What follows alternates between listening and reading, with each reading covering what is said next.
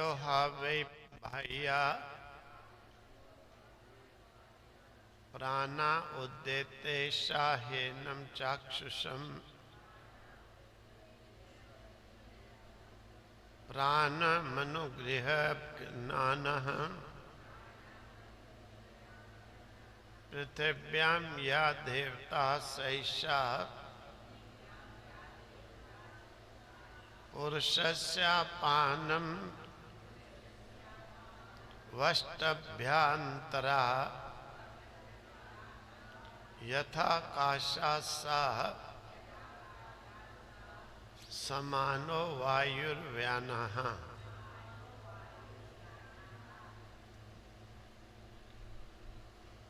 आदित्याः हावे बाह्याः प्राणा उदयते ऐसा ही एनम चाक्षुषं प्राणम अनुगृह्णानः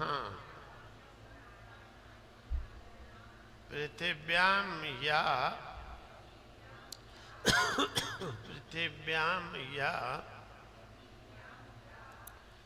देवता सा एषा पुरुषस्य आपानम अवष्टभ्या अनुगृह्णाना अंतरा यत आकाशा सा समाना वायुव्यानः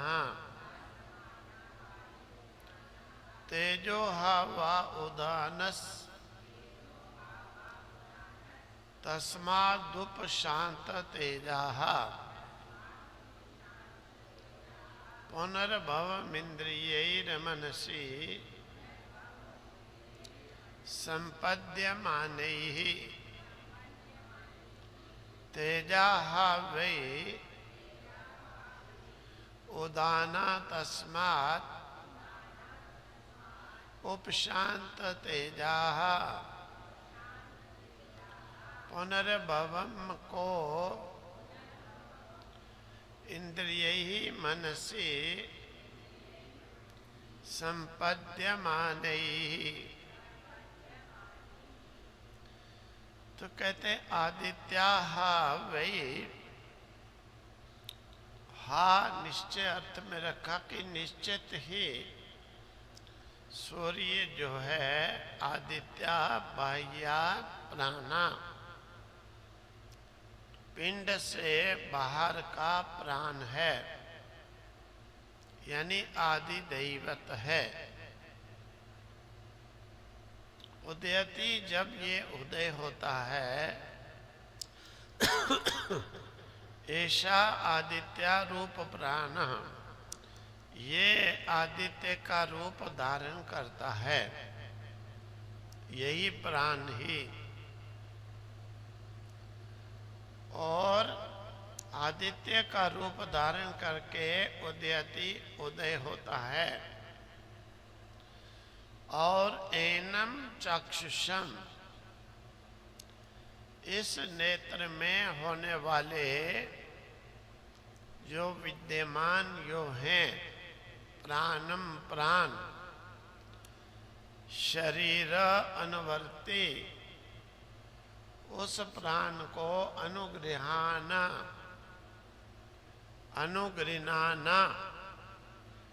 ये ग्रहण करता है।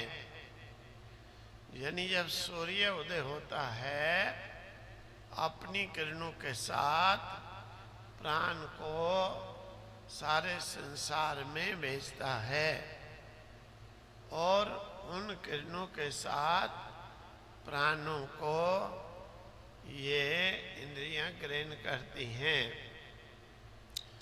और ग्रहण करके यानी शरीर में जो प्राण है यही प्राण आदित्य का रूप धारण करके उदय हो करके सारे विश्व को प्राण दे रहा है और उन किरणों से प्राण को ग्रहण करके सभी जीवित रहते हैं। यानी ये बड़ी आदित्य की कृपा है कि प्राण शक्ति किरणों के द्वारा सबको देने की कृपा करता है। पृथिव्याम, पृथ्वी में, या देवता जो दिव्य शक्ति, पृथ्वी में जो दिव्य शक्ति है वो कौन सी? जो नीचे की ओर ले जाने वाली शक्ति, जिसे गुरुत्व शक्ति कह देते हैं, वो शक्ति जो है सा ऐसा वह ये गुरुत्व शक्ति ही पुरुष के यानी मनुष्य के अब जो खाया हुआ है तो अपान को अवष्टभ्य थाम करके गुरुत्व शक्ति दे करके अनुग्रहित कर रही है। अर्थात अपान को थामने की शक्ति दे रही है। यानी पिंड का वर्णन और ब्रह्मांड का वर्णन यहाँ पर उपनिषदकार दोनों एक साथ कर रहे हैं, क्योंकि हमारे शरीर रूपी पिंड में जो है वही ब्रह्मांड में है, तो पिंड में भी वही शक्तियां काम कर रही हैं, ब्रह्मांड में भी वही शक्तियां काम कर रही हैं।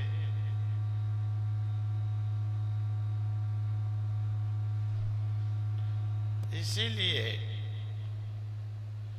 पिंड में समझाने में भी हम और कम करते, पिंड में हम समझाने में और समझने में दोनों में हम शीघ्र समझ सकते हैं, क्योंकि वो अपने आप में है, अपने अंदर है, अपने शरीर में है। और ब्रह्मांड में उसे अगर समझना हो तो ब्रह्मांड में समझना बड़ा ही कठिन हो जाता है। कि बाहर हम कहें कि ये अपान को कौन थामा हुआ है तो समझ नहीं आएगा, लेकिन अपने अंदर जो है देखो तत्काल समझ आ जाएगा। अब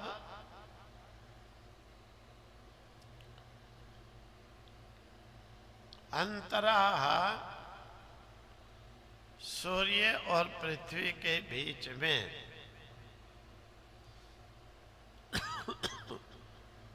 जो शक्ति है, सूर्य और पृथ्वी के बीच में जो आकाश सा समानाः, वही समान नाम का प्राण समझो। ये पृथ्वी और आकाश के बीच में प्राण अपने 5 प्राणों के साथ इस ब्रह्मांड में भी कार्य कर रहा है और यहाँ पर इस हमारे पिंड में भी कार्य कर रहा है। तो शरीर में समान नाम का जो प्राण का वर्णन हुआ था कि सारे शरीर में एक समानता से वो रस को ले जा करके ब्लड के साथ में प्राण शक्ति को पहुंचाकर पूरे शरीर को जीवित रखता है। तो वही यहाँ पर सूर्य और पृथ्वी के बीच में यानी जितने जीव जंतु हैं सभी में वो जीवन शक्ति पहुंचाता है। वायु व्यानः, वायु जो है वो व्यान नाम का प्राण धारण करके अनुग्रहित करता है। मतलब व्यान नाम का जो प्राण है वो यहाँ पर वायु का रूप लेकर के काम करता है कि सब जगह पर प्राण शक्ति को फेंक रहा है, पहुंचा रहा है, दौड़ा जा रहा है। तो ये उपनिषद कार का वर्णन करने का अपना जो है ढंग है कि किस प्रकार से पिंडे ब्रह्मांडे, जो इस पिंड में है वही ब्रह्मांड में है। 100 पिंड का वर्णन करके ब्रह्मांड का वर्णन हो जाएगा। पिंड में प्राण अपान व्यान उदान समान का वर्णन करने के बाद में अब ब्रह्मांड में प्राण अपान व्यान उदान समान का वर्णन किया जाता है। बाह्य जगत में प्राण ही, जैसे हमारे शरीर में कहा था कि प्राण अपने 4 भेद करके, जैसे राजा अपने सेवकों को जो है जगह गांव-गांव में नियुक्त करता है कि तुमने ये कार्य करना है, तुमने ये कार्य करना है, तुमने ये कार्य करना है, यहाँ का काम तुमने संभालना है, यहाँ का काम दूसरे को तुमने संभालना है। इसी प्रकार से प्राण भी अपने विभाग करके और उन अपान व्यान उदान समान को इस शरीर में कार्यों में नियुक्त करता है। मुख्यतः से जो प्राण है, जैसे राजा मुख्य मुख्य विभाग अपने पास रख लेता है, इसी प्रकार से प्राण भी मुख्य मुख्य कार्य जहाँ हैं सबसे जो विशेष हैं, जैसे दिमाग, आँख आदि, इनको वो अपने पास रख लेता है। क्योंकि सारे शरीर का काम हमारे ये ऊपर जो चक्र हैं, आज्ञा चक्र, ब्रह्मरंध्र, ये ब्रह्म जो दिमाग जिसे कह देते हैं, इसी से ही चलते हैं। दिमाग से ही आंख देखती है, आंख देखती है तो पाँव चलता है। जरा सा देखने में आंख गड़बड़ी कर दे तो पाँव कहीं का कहीं पड़ेगा और क्षति हो जाएगी। इसी प्रकार से सुनने का कार्य भी दिमाग से ही है। जरा सा उल्ट फेर हो जाए, कुछ का कुछ सुने जीवन नहीं चलेगा। तो इसीलिए मुख्य विभाग जो ये गले से ऊपर के भाग हैं, यहाँ पर प्राण स्वयं आप काम करता है और बाकी नीचे अपान को मतलब खाए हुए अन्न को, मलमूत्र आदि को धकेलने के लिए और उदान को ऊपर हिचकी आदि जो होता है उसके लिए व्यान को खाए हुए अन्न का रस पकाकर अच्छी प्रकार से समान नाम के प्राण को सारे शरीर में उससे बना हुआ रस मज्जा जो जहाँ चाहिए वहाँ पहुँचाने का काम। तो इस शरीर में प्राण अपने विभाग करके इस प्रकार से कार्य करता है।